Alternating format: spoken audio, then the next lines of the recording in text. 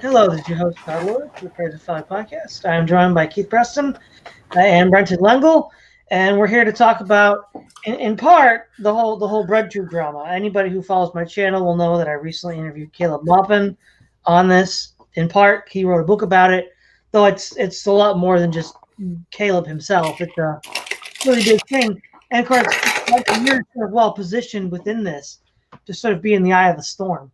So maybe before we get into the details, just sort of sketch out what got this whole ball rolling and what you see from the perspective you had while this was unfolding.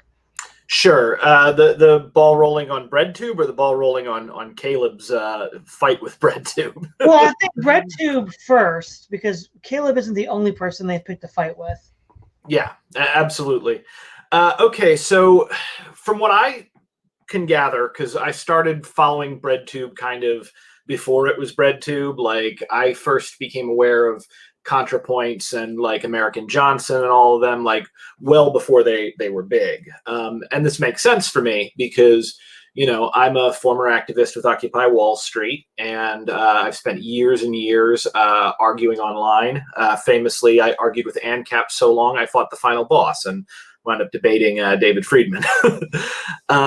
So, you know, I've had a lot of experience in radical circles, particularly radical left circles, first as a street activist, and then following, you know, kind of Occupy Wall Street getting systematically taken apart and having our spirits crushed about 2 years after that. You know, turned to more kind of online outlets for my activism. And also, you know, I had a radio show for over a year called Insurrection with Brenton Lengel, where I had a number of figures on the, you know, radical left activist culture come by, you know. So it's something that I tend to know quite a lot about. And I have seen leftist communities oftentimes rise and then fall to infighting in a number of different ways in different environments. So, you know, when Breadtube first came out, it was just a certain number of content creators essentially creating content around sort of left libertarian ideas. You know, in fact, that's where the name Breadtube comes from. It's from Peter Kropotkin's The Conquest of Bread. And I think that is hilarious because I would really say 95% of the people who consider themselves devotees of Breadtube, and probably 95% of the creators, have never read The Conquest of Bread. So, you know, and it's an old book by an old Russian guy. So I don't blame them necessarily for that. But these channels sort of began to become big online. And I think in part it was probably just an organic reaction to people getting radicalized on the right, because in America, I really think that, you know, our politics are so disjointed because essentially it's, to quote Gore Vidal, America is an eagle with two right wings. And there's like one right wing that is stupider and a little more crude. And then there's another right wing that's like a little smarter, but gets in its own way. That would more or less be the Democrats. But, you know, overall, the actual discourse in America compared to the rest of the world has shifted very, very far to the right of what you would normally have. So when we started to have really, really far right people come out, like from like, I remember I was paying attention to this back in like 2012 when it was the Golden Dawn in New York, these fascist groups, folks started to get worried. And so a number of channels, ContraPoints in particular, got very popular sort of countering alt-right talking points with more or less left libertarian talking points. A lot of people like ContraPoints, like Vosh, you know, they would kind of make overtures in the direction of the far left. Though, you know, as we go through this, they're not exactly the far left. And if you spent any time in far left anarchist spaces, you will realize that very, very quickly. So anyway, there became, from what I can tell, a like a Reddit thread called r slash, which eventually got into like a room or whatever, like r slash Breadtube. And it was just recommendations for these YouTube channels that more or less they felt had, whoever made this thread and whoever contributed to it felt they had sort of left libertarian, progressive kind of politics. So, you got stuff like that. You got stuff like 3 Arrows was a big one. I like his channel quite a bit.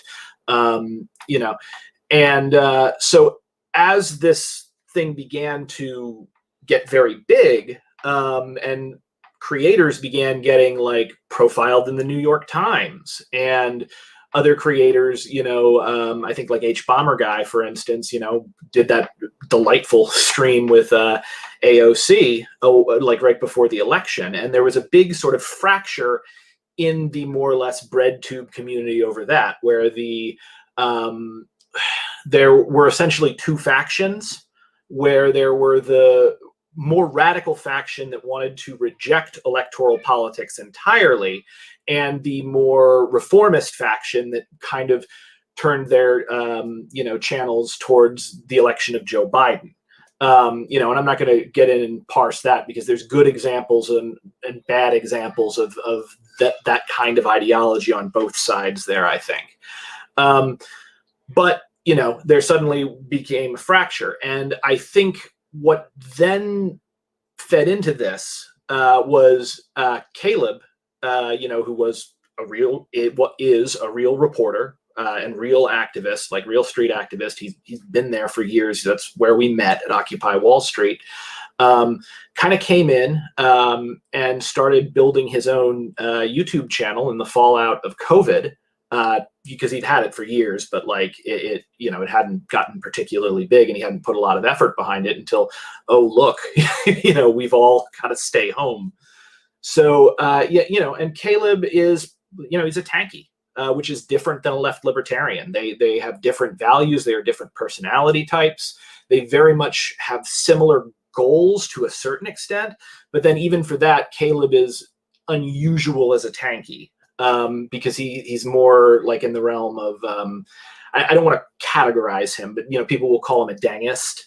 He's more in the realm of anarcho-capitalists think government equals socialism, and tankies also to a certain extent think government equals socialism, especially if they fall more on like the dangist variety, where they're really looking for, as Caleb says oftentimes, like a government of action, that empowers and fights for working people. Which, by the way, like if I thought, I'm an anarchist, if I thought the government could actually do that, that'd be wonderful. Like, the problem with a government of action is that oftentimes it's run by idiots, and they do terrible and stupid things. And it's very rare that you could find good examples of good government that, endures for any more than a decade or two. So, I think what happened, and I haven't talked about this a lot because I wanted to keep my head out of the drama. Like, I'm somebody, like, I stopped identifying with the left, not necessarily because I had major disagreements with the left, but because I noticed there was a kind of team mentality that would creep into my brain if I started thinking of myself as being on a team. And, I want to be guided by my values and my own thoughts, and not feel outside pressure to toe the party line, as I had occasionally at Occupy Wall Street. So, I began to see this in a number of different lights. The first thing that I saw was, I saw some of the very negative stuff about Occupy Wall Street happening again. And oddly enough, it also was stuff that I had read about happening in Homage to Catalonia by George Orwell. His firsthand account of going to Spain and fighting with, the POUM, which is a left Marxist organization, only to be eventually labeled a secret fascist by the USSR, by the PSUC, and suppressed along with the anarchists.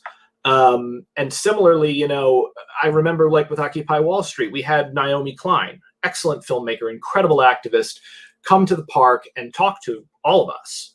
And one of the things she warned us about were these like sectarian purity spirals where, you know, you have the, I think it's the vanity of small differences is what they call it, where people who are very similar but slightly different, because they see themselves reflected in the other person and they see things that hit a little close to home, will oftentimes attack someone with a small difference from them far more viciously and vehemently than they would ever attack somebody even who was like a political enemy. And so, you know, Naomi Klein like said right at the beginning with Occupy, she was like, look, you guys are going to be tempted to turn on each other. You're going to be tempted to fall to the infighting. Don't do it. And, you know, I took that to heart. I wish more people had, because, you know, more often than not, we did that. Occupy did not fall to infighting. I want to make that like very clear. Occupy fell because it was systematically dismantled by mayors across the country, like freaking Mayor Bloomberg. You know, he deployed police helicopters to prevent press coverage from the air, and called the head of the New York Times and got like their personal assurance that they would take his side if he marched his troops into Zuccotti Park. You know, so going through that and seeing that, and then spending, you know, several years within like some online anarchist and ANCAP debate groups where I talked to, you know, people on the far right and the far left, you know, I would see these purity spirals happen, particularly among the leftists. Like it was almost how we would lose leftists, like the right-wing people, the idiots. They would come in and just drop like racial slur, you can't tell me what to do, rah, rah, rah, anarchy, and then they'd get banned because they were acting like children. The way that leftists would bleed from these communities is they would form into little factions, you know, find some little thing that somebody else in the group had done, usually accuse them of something really big. There's a guy I've known for years who got accused of like bullying. And it's still a joke. It is still a meme among these people that he's a bully. But that accusation followed by the purity spiral, the sort of chicken-like pecking party that followed him. For those of you who don't know about chickens, if a chicken gets a little bit of blood on it, the other chickens will attack it and peck it to death because of the blood. So it's similar to that. You know, there's like a bit of a feeding frenzy that goes on. So this tendency, as I'm saying, it is very prevalent in the left. And you have to be very, very careful about it. And if you are a new, young, wet behind the ears leftist who doesn't have older leftists to look to and to work with, and doesn't have any kind of a structure, but you're just online, it's like gasoline on a fire. So Caleb comes in and he's doing his channel, and he has his views, some of which I agree with, many I do not. I think there was a bit of frustration on his part with the vanity of small differences. And also a frustration that a lot of the channels that had risen, supposedly as radical left channels, really weren't that radical. I mean, ContraPoints from a sort of social values is very liberal, because she's a very prominent trans woman that talks about this stuff. And I've learned a lot from her channel. I'm a big fan, by the way. But politically speaking, economically speaking, she's a progressive, and very little beyond that. She has characters that I think are very good parodies of the far left, like the tabby cat is hilarious and totally a spot on of certain kind of wannabe black bloc types. So clearly she knows some leftists, because that character, I don't think you could make up that character if you didn't know people like that. But she has said, that she kind of rejects a lot of the anti-capitalist narratives, and was even remarked in one of her videos that she was disappointed that she was kind of deprogramming people from the alt-right and getting them to, come back from the edge of, going down like a Christchurch shooter route. But then they were then being absorbed into the radical left, which of course makes sense, because if you get pulled back from, that level of radicalism, there's something very off in your life, and capitalism, the society that we have, is not working for you. It's clearly not.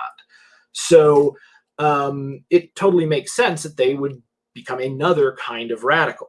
And I think that, whether she felt responsible for that, because as a radical, it's difficult to be a radical. I think you guys probably understand that. There's a lot of frustration, a lot of stuff you got to deal with. But the thing is that like a lot of the really popular channels, ironically, with the exception of American Johnson, the non-compete channel, who you have as the image on this, I actually think his channel is very activist focused and probably one of the more radical ones out there. His frustration with that kind of led him to sort of be at loggerheads. And, sometimes when you're trying to distinguish yourself, you pick a fight with someone prominent if you want to talk to them, because that's easier than, that's an easy way to get somebody's attention in this day and age. So he had done some debates. He did a very successful one against Destiny, in my opinion. And then he picked a fight with Vosh, and went and did a debate with him. And I had seen Vosh on the, what was it? He had debated Dankula the night before and had gone into that debate, from what I understand, from what he said, intending to unmask Dankula as a fascist. And he did not succeed at that. And so he said, like, after Dankula in a stream that I had watched, that he was going to go into this thing with Caleb being an awful tanky and not believe a word that Caleb was going to say. And essentially, again, trying to do the thing of you unmask him, and I don't want to speculate as to, Vosh's motives. I've seen a lot of Vosh's content. I like him quite a bit. But I feel like when like Destiny unmasked JonTron as a fascist, like that was huge. And there was a ton of attention, and people had just become aware of this issue with the alt-right and with the fact that fascists often don't believe in words and will say whatever to get people to, accept them, and will dog whistle like crazy. So Breadtube kind of went through this period where they did a lot of exposés on far-right figures for both activism and also for, for activism and for the lulls. Like, H-Bomber guys takedown videos of Davis Arini are freaking hilarious, And so the community sort of built up without having a real core around sort of attacking channels, unmasking people, and de-radicalizing the far right. That was what the sort of informal Breadtube project seemed to be, at least by my estimation. So then you get Caleb in. He has the debate with Vosh, which was a very frustrating debate for me to watch, because it ended with Vosh grandstanding, and essentially first he tried to get Caleb to denounce trans people so he could out him that way, and Caleb's not transphobic. So, that happened.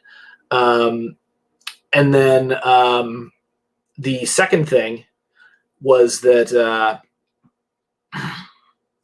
after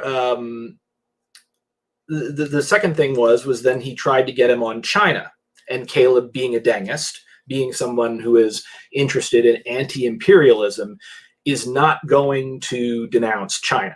Like, that's probably just not going to happen, because in the big, I guess, geopolitical split that is between the United States and kind of the Russian Federation and China, somebody who is interested in preventing war in the United States and remembers the lessons of the Iraq War is going to be very careful about denouncing another sovereign nation, especially, probably the second most powerful one on earth now, with regard to China, because, it wasn't too long ago that everyone agreed that Saddam was a really bad guy who probably had weapons of mass destruction and definitely helped with 9/11. And, we saw what happened with that. So that came down to Vosh grandstanding, in my opinion, and denouncing Caleb as a fascist and denouncing China as a fascist ethno-state, leaning on the very real, and I want to stress this, very real problem of the Uyghur, cultural genocide, which I think can actually be compared pretty strongly to the residential schools that went on in the United States and Canada, and they're still finding bodies from that, which is horrifying. I have no problem believing that a state like China is going to mistreat a minority within it, especially if they view that minority as a threat due to a different religion or whatever. That's just what states do.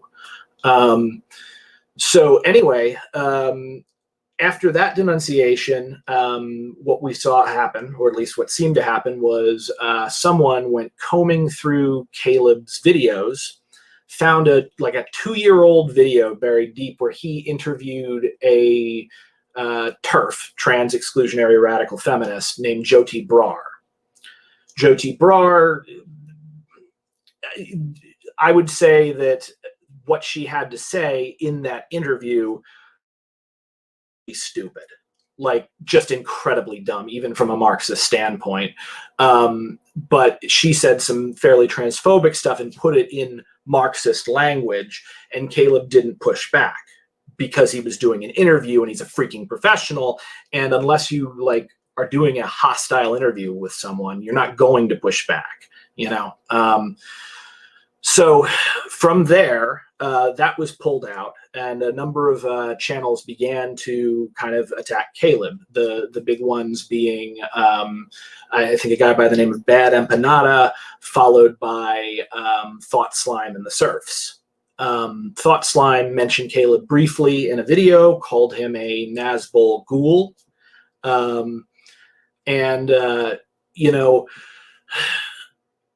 basing this on a time that he wound up speaking in the same room as Alexander Dugin, who is the founder of the Nazbol Party, to be fair, and seems, from what I can understand, to be an evil Russian wizard. Bad look on Caleb's part. I will agree with that 100%. But anyway, so he winds up... they wind up going after him over that and trying to drag him on the for supposedly being a transphobe, despite Caleb, having marched for trans rights 10 years, like nearly a decade before anybody on the mainstream left was even... I will say a lot of the people dragging him were probably making transphobic jokes when he was marching for trans rights. But anyway, one way or another, the channels, he got into it with Thought Slime. Thought Slime made a video where he referenced him. Caleb made a response video, and that basically prompted a huge and somewhat hilarious at times backlash from the Surfs channel, where the big meme of Burger Kang came out, which was Caleb trying to make fun of Thought Slime for purposefully mispronouncing Burger King, that somehow then became about Caleb saying Burger King in a strange way. I suspect simply because Caleb is somewhat more serious about himself than other people, which kind of made it funny, and hey, funny, which then served to inoculate people essentially against Caleb's rhetoric, against listening to him, because then anytime anybody put something of Caleb's up on a site, it'd just be 150 people just going Burger Kang, Burger Kang, Burger Kang. And from there, this, and I don't think Thought Slime and the Surfs and any of these people knew it, but from there, it like steamrolled into a straight up harassment campaign, like one of the worst I've ever seen. Like after Caleb and I debated against Eric Stryker and Mike Enoch, some fascists tried to come after both of us, Caleb more than me, because he was more famous than me, and had gotten a little more emotional in that debate. So they thought they had somebody they could go after. This was way more vicious than like what the actual fascist accounts were trying to do to him. And it continued and continued and continued. Which then eventually culminated in Caleb releasing his book, which, for the record, it seems like that has been a brilliant business move on his part, because his book was instantly boosted by all of the Breadtube channels that hated him, that just got more people to search it and buy it. And I think it's like selling more copies than any book he's ever written at this point. So, it was that old adage, there's no such thing as bad publicity. Anyway, so this continued, and to the drama, I don't think Caleb has handled it well. He has tried to give as well as he gets, I think, or as he perceives he gets, and it's led to some pretty vicious things being said on both sides of this. And, so throughout most of this, I was sort of keeping my head down and being like, oh God, it's happening again, but it's on the internet now, and it's even worse. It's this dumbass leftist tendency that always happens. And then you add on to that the fact that, with the alt-right more or less defeated, especially after, Donald Trump is removed from office and the fallout from November 6th, you've got a community that has come together based around unmasking and attacking and deprogramming people, and they're looking to go and do that thing again. The thing that got the channels their popularity. So of course they start jumping at shadows. I'm not gonna. You don't have to like Caleb. He doesn't always have good takes. In fact, sometimes he has really bad takes. And I say that, as a guy who's been his friend for years, and he makes it very easy for this to happen. And I don't really want to make this all about Caleb, because really this is like a bigger split within the online left. This affected, there were creators like Peter Coffin, for instance, who were huge and broke with Breadtube after getting angry about the AOC. The AOC Among Us game, which again, delightful. So, I think like overall, the lesson I think that can be learned from this is, first of all, this tendency is still very active in the left. The left tends to frequently descend into a circular firing squad. And I think this is because you've got a lot of people who are very idealistic, who have these really large goals that they want to bring in of major societal change. They're a small minority, so they're not a very large voting bloc or anything like that. And the mechanisms of capital and of our political structure are arrayed against them. So even if there were a huge number of leftists, the system would completely resist them at every turn. To say nothing about actual COINTELPRO stuff. We had to deal with that at Occupy. It's very common and very well known that law enforcement will work to disrupt radical organizations, and especially radical left organizations. And so I think we have to, if you're trying to do activism, if you're trying to make the world a better place, and you find yourself stymied and stopped and without power at every turn, and your opponents seem so solid and seem so united, because and it's not that they are actually solid and united, it's that they look like that to you because you don't know them. You don't know the fractures and the divisions that are there. I think, so when this happens, it becomes something that feels like victory if you can actually just do something. And so instead of going after your political enemy, the person who is actually a huge bigot or whatever, you go after the person who's not a bigot, because they are more vulnerable to the charge of bigotry than the bigot who built their whole freaking brand on bigotry and all their friends are bigots and that. And so it feels like you're doing something. It feels like you're doing the real activism. You're making the world a better place, but it is an illusion. And so I think, like, overall, like, having watched this grow and spiral and get worse and worse, and I think it may also have something to do with the pandemic ending and people not being as terminally online, so suddenly views are down for a lot of people and subscriberships are out and people are seemingly fighting over audience. Like, I think, like, what we are then seeing is a fracture in the form of an ideological fracture also be expressed in the personal fracturing, of people who ostensibly agree with each other. Like, similarly, just like with, how the Poom was called Franco's fifth column, and how the Bolsheviks dubbed anyone who was progressive but not a communist, and not a communist under the control of Comintern, social fascists.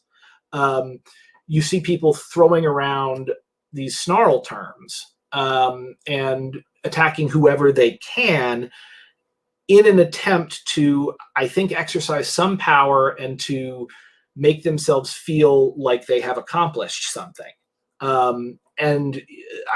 This is made 100,000 times worse because of the anonymity of the internet, because it is very easy to take people out of context, and because it is like, if you're not looking the person right in the eye and you're not seeing their reaction to what you're saying, and you're not seeing, like, you're not getting any signals from that, it's just text or just a video or whatever, it's very easy to see the other person as less than human or not human, and therefore to get particularly vicious about the whole thing. As for Caleb's book, like, I haven't read it. Apparently, I found out after it was published that he had thanked me, which was sweet, by the way, though I would have told him not to thank me if he'd asked, because I knew this would be but he thanked me because, like, I was there for him, like, emotionally, to kind of, talk him through some of the bull crap. I didn't actually contribute to the book, is the point. Because I do genuinely think that Breadtube did a lot of good, and I think it still has the potential to do a lot of good. Assuming it doesn't fall to the same things that every left movement seems to fall to, is infighting, recuperation by the ruling class, and good old fashioned drama and bullshit. So yeah, I mean, that's been my perspective of this thing. It's probably limited, and mainly I feel like slight ideological differences driven by assumptions and people jumping to conclusions far too quickly about someone based upon very little information. Along with the fact that there's thousands of people watching and there's a spectacle and celebrity and money involved. The whole thing just became a pecking party, and it would be incredibly funny if it weren't so tragic. So that's my overall feelings about, like, this whole thing, if that makes sense. So yeah. I've talked a lot. So what do you guys? You got questions here? Yeah, I know you got some questions prepared. So fire away. Well, as I understand Caleb's take on Breadtube, he's not so much interested in some of the sectarian infighting. Now, I haven't read the book, so I can't, really critique the book. Yeah. But it sounds like he's more concerned that these people are a type of controlled opposition. I mean, certainly the title of the book implies this, that how they serve imperialism or something like that. And it seems to me that he kind of at least implies that these people are a type of intelligence front, or if not directly, something shadowy like that is guiding them from behind the scenes. In a way that's similar to the Congress of Cultural Freedom. I know that Caleb talks about the Congress of Cultural Freedom, which for viewers who don't know what that was, it was a literal front that was created by the CIA back in the 1950s to be a type of left, a political left that's controlled by the CIA. It's sort of a controlled opposition in opposition to the more pro-Soviet left, like the CP, USA, and all of that. And I get the feeling that that's how Caleb views these people.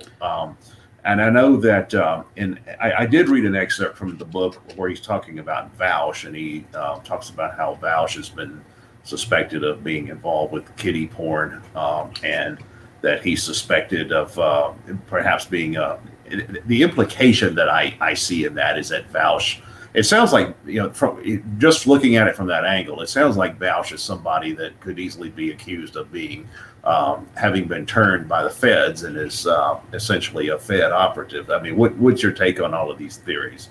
I hadn't thought of that. I'd say that's a very, very charged thing to throw around. And when I said Caleb hasn't handled this well, I think that's a perfect example of it.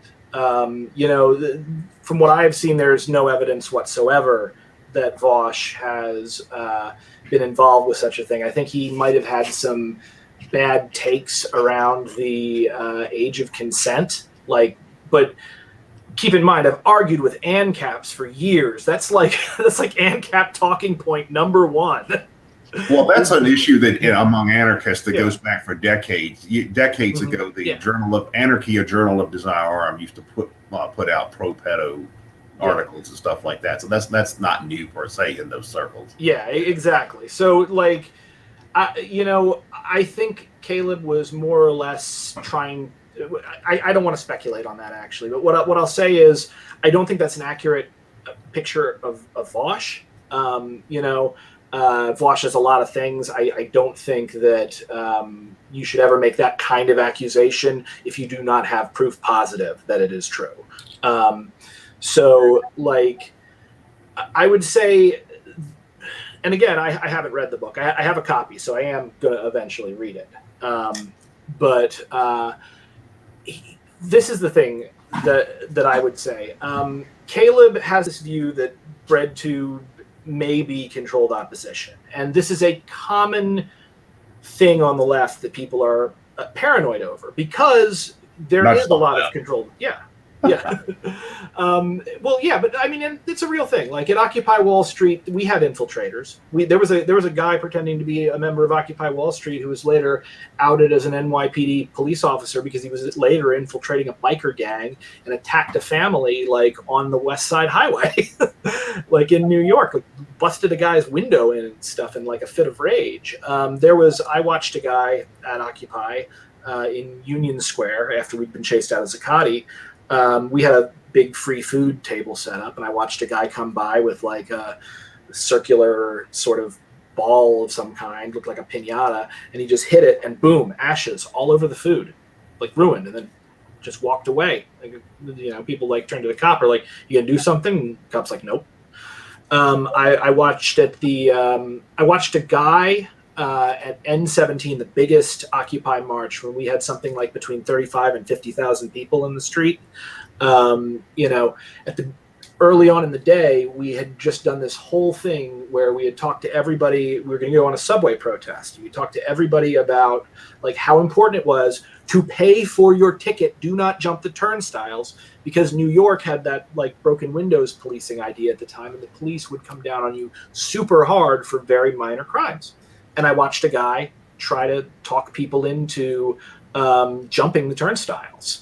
And when I confronted him on it, he was like, "No, it's a great idea." And I'm like, "Okay, MF, you go jump the turnstiles." And he stopped and was like, "But I have a ticket." You know, I'm like, yeah, okay. Later, I saw that same guy at the Million Hoodies March after Trayvon Martin had been killed. And I watched him walking down the street trying to start a fight by pulling an egg out of his pocket. I followed him because I recognized him. Pulled an egg out of his pocket and whipped it into the back of somebody's head and walked away. You know? So these kinds of things are very common. You know, I don't know how common, but they happen. And leftists constantly talk about other leftists being sheepdogs. People argued that Bernie was controlled opposition, and Bernie was a sheepdog, you know? And, you know, so it's a natural thing for Caleb to think. Again, and I haven't read the book, maybe there's proof in here, but I haven't read it. You know, but that's something that, in my opinion, you would not want to assert without evidence, because what you're essentially doing is you're snitch jacketing. You know, which can be a problem in and of itself. So I think he thinks that Breadtube may be controlled opposition. And what was very odd, and I will admit this, is he started to talk about it a little publicly, and even talked about it kind of positively and in a more mild thing, and immediately got a very, very strong pushback and very strong response. So if nothing else, that's suspicious. But I don't think we can conclude anything from that other than that's suspicious, and maybe we should look more into it.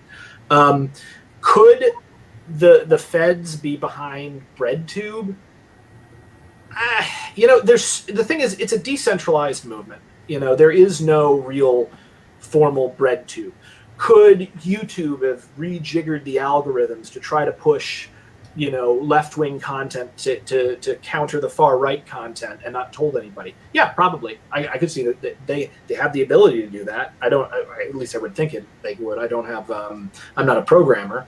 Could some of these channels be genuine leftist channels? Non-compete, great example. And could some of the channels be, you know, people that were particularly singled out by folks looking to get some ideological opposition to the alt-right by invoking the far left? Yeah, who knows? I mean, it was weird to see, like, big politicians hanging out with, you know, live streamers and stuff, and people that, you know, play video games and do video essays. It is odd that the New York Times is, you know, interviewing and writing these, like, glowing articles on, like, ContraPoints. But the New York Times also went and wrote, like, glowing articles on Richard Spencer. And I'm not comparing ContraPoints to Richard Spencer there. I'm simply saying, like, it's possible that Breadtube, that some creators within Breadtube may have been buoyed by divisions in our ruling class, by people who had money or had connections at these big tech companies to push these channels and to get their message out there in order to sort of kind of do like the, what is that? The Johnny Depp in Once Upon a Time in Mexico, I think, where he says, like, I keep the balance in the country. So I could see someone in the ruling class wanting to do that. We have motive, we have opportunity, we have means. What we don't have is proof. Now, I have been told that in the book, and I think you are right from what I've been told about the book, that it actually doesn't focus heavily on Breadtube drama. That was kind of... I have read the book, Brenton. It doesn't. Mm-hmm. It's okay. It's only really the first chapter, which is a way to sort of frame this whole conversation. Mm-hmm. But I think this is actually something related to this broader, I guess you might say, for lack of a better word, conspiracy theory. Mm-hmm. When you look at, say, the left presence on YouTube prior to Breadtube, mm-hmm. That'd be someone like you, someone like Bad Mouse, someone like Mouse Rebel News. And he mm-hmm. had to go a long way before he got big. And he's kind of big now, but it took him like a long time. Mm-hmm. A long time. You know, there was the other tanky. There was that 3v3 debate where, like, it was 3 capitalists versus 3 Marxists. There was Bad Mouse there, and then Sargon was on the capitalist side. Do you remember that? I don't remember that. I know Bad Mouse. But so then what I'm saying is there were a lot of these both state socialist types and libertarian socialist types. And the people of Breadtube seem to be totally different than that milieu. Oh yeah, totally. And the other thing that I think suspicious is those people that did get big, like say you, or like say Mouse Rebel News. Took you about 10 years. It took you a long time. It didn't happen overnight. I should specify two things real quick there.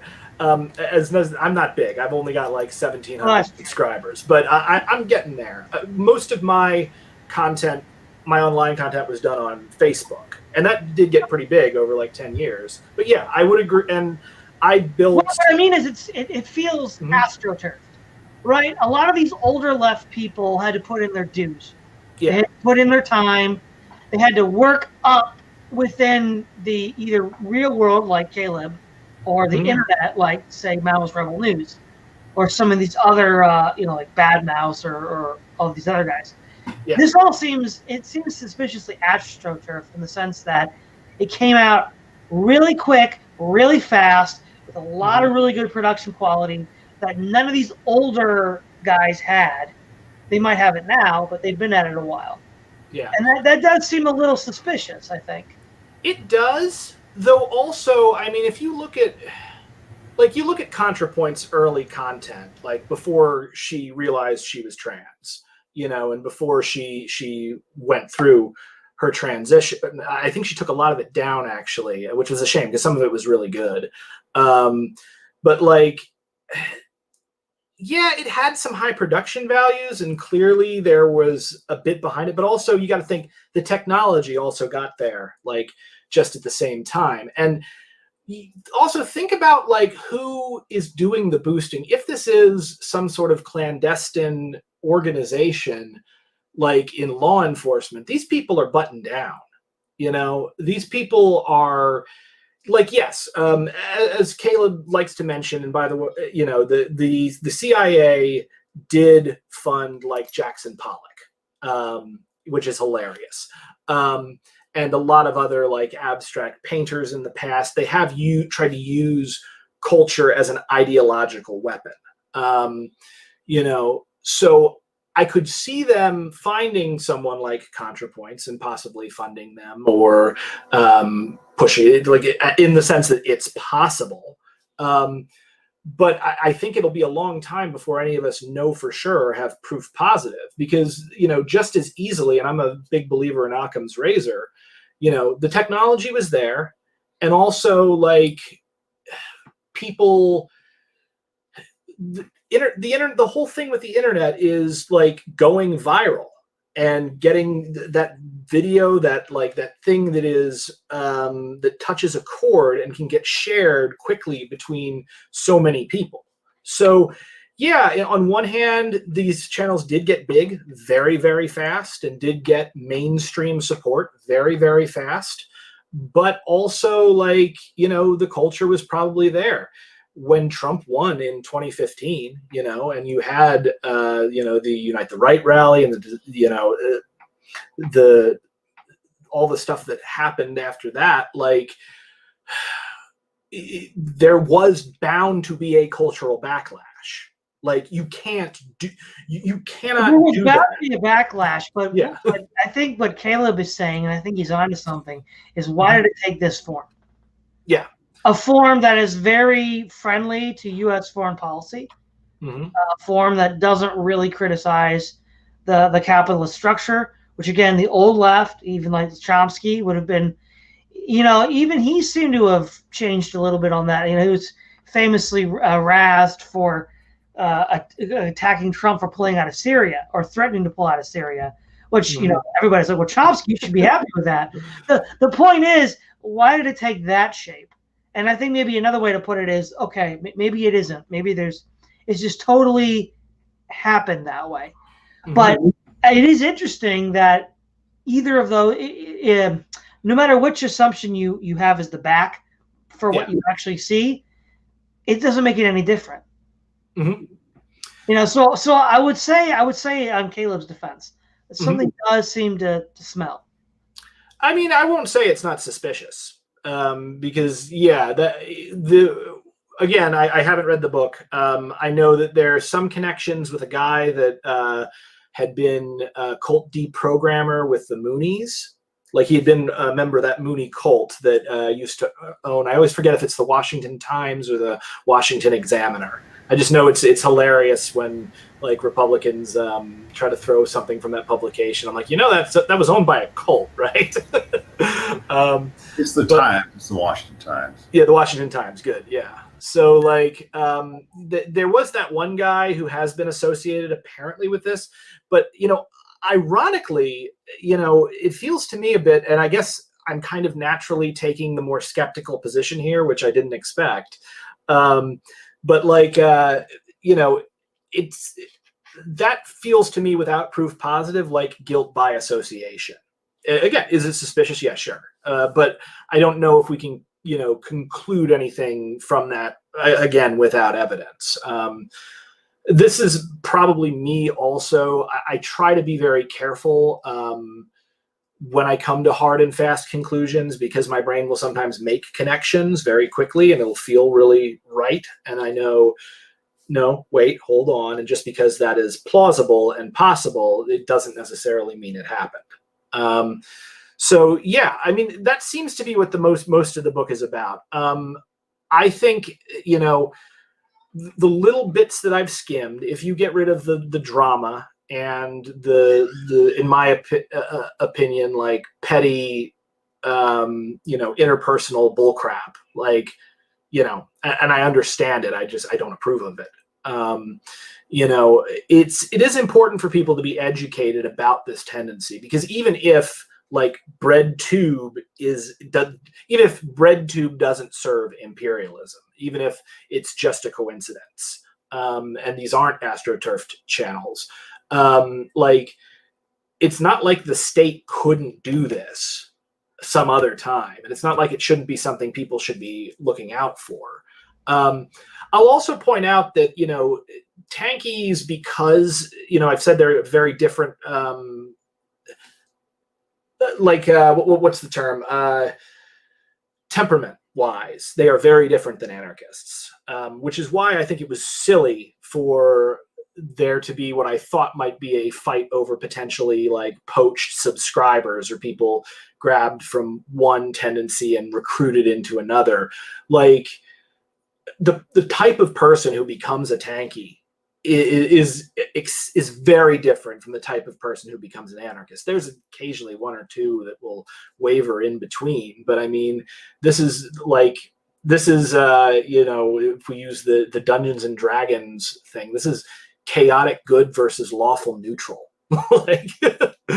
And so real quick, Brenton, yeah, we're nearing the end of the hour, so I'd like to give Keith Preston a chance to ask one more question before we wrap this up. Oh yeah, I'm sorry about that. I didn't mean to go on. Yeah, Keith, you go.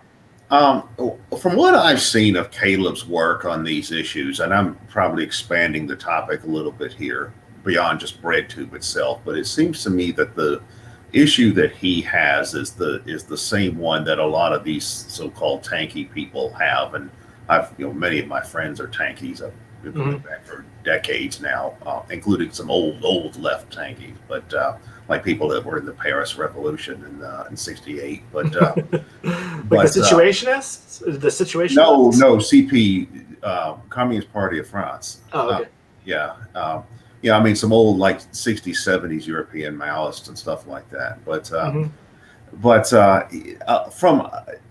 I see this as well from these younger Marxist-Leninists as well. But this seems to me the main issue they have is they think much of the American left are basically just stooges for imperialism on a general level. I mean, it's not just Breadtube. A lot of them will probably say that's just the latest episode of this, because they'll say, well, they'll argue that American leftists don't place so much emphasis on anti-imperialism. It's sort of treated as a side issue or just a laundry list issue in many instances. You have some that actually have more of a almost pro-American view, like humanitarian interventionism, or there's a lot of variations of this.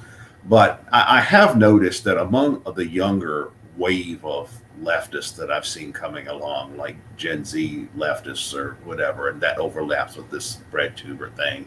There does seem to be more opinions of that type being expressed. Like now, I don't necessarily attribute to CIA infiltration. I tend to think that some of these kids have just been watching too much MSNBC, but it's television more than intelligence infiltration. That's the problem.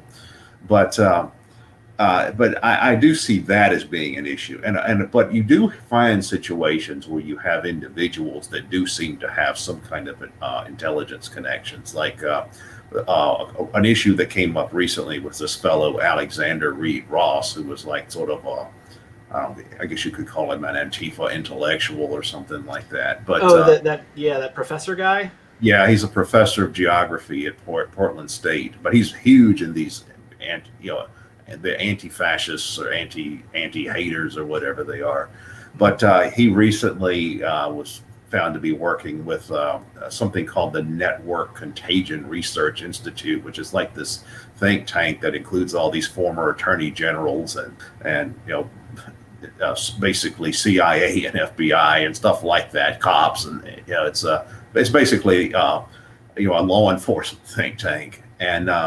And he was outed for, well, I don't know if he was outed, because I don't even know that he tried to hide it, but he was working with these people, and then he started coming under attack from some of the anti-fascist types by saying, well, you've gone over to work with the feds now. And then his defense was, well, they just research extremist groups like the ADL does or something like that. And then that caused problems, because a lot of people are saying, well, ADL works with law enforcement too. But I know Caleb. I've seen Caleb and a lot of other tankies attack this, that milieu quite a bit as well. That sort of because I have noticed that everyone I don't like is a CIA stooge. Right. Well, I have noticed though that a lot of the anti-hate haters, the sectors of the left, that's their main focus. They're against that. They're against hate groups or fascist groups or something like that.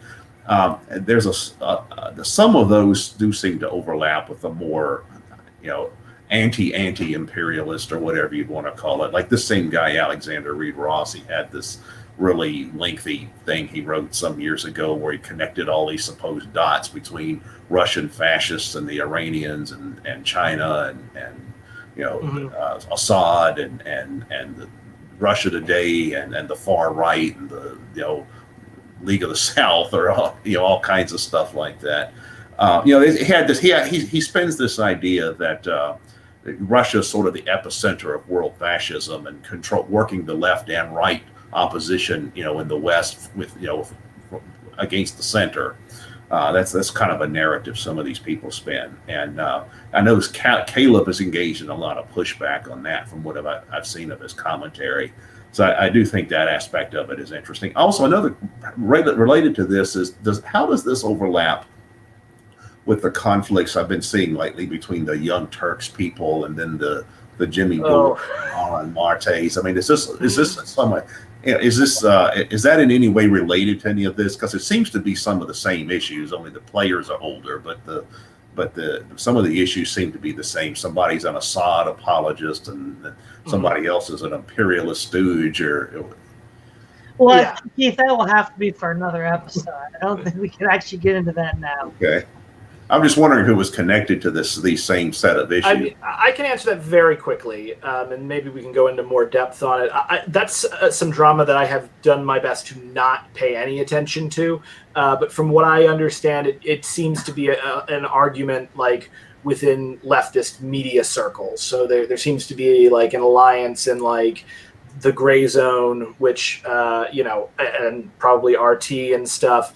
Again, anti-imperialist against sort of progressive folks. And, if there were an anarchist, Crime Think is not taking a side in this. So the anarchists aren't really involved. But, I think this is progressives versus tankies. And somewhat, there's also maybe something to do with Jacobin. I don't know. I haven't paid quite as much attention, but it does seem to be like the same kind of petty slap fight. And I think it might ironically be the fallout from Joe Biden winning.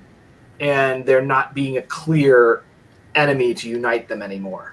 And, not that RT has been very pro Donald Trump in a lot of its reporting, which has been exceptionally frustrating. But there's some of that. But yeah, I mean, like Glenn Greenwald played into it earlier, so it's happening on the micro level and like the macro level with the larger players and some of the older people as well. Well, I think at this point we should probably wrap up. But I'm glad that you were able to make it, Brenton, to get your side of this. Thanks again, Keith, for appearing as well. This is Todd Lewis of the Preston and I podcast, signing off.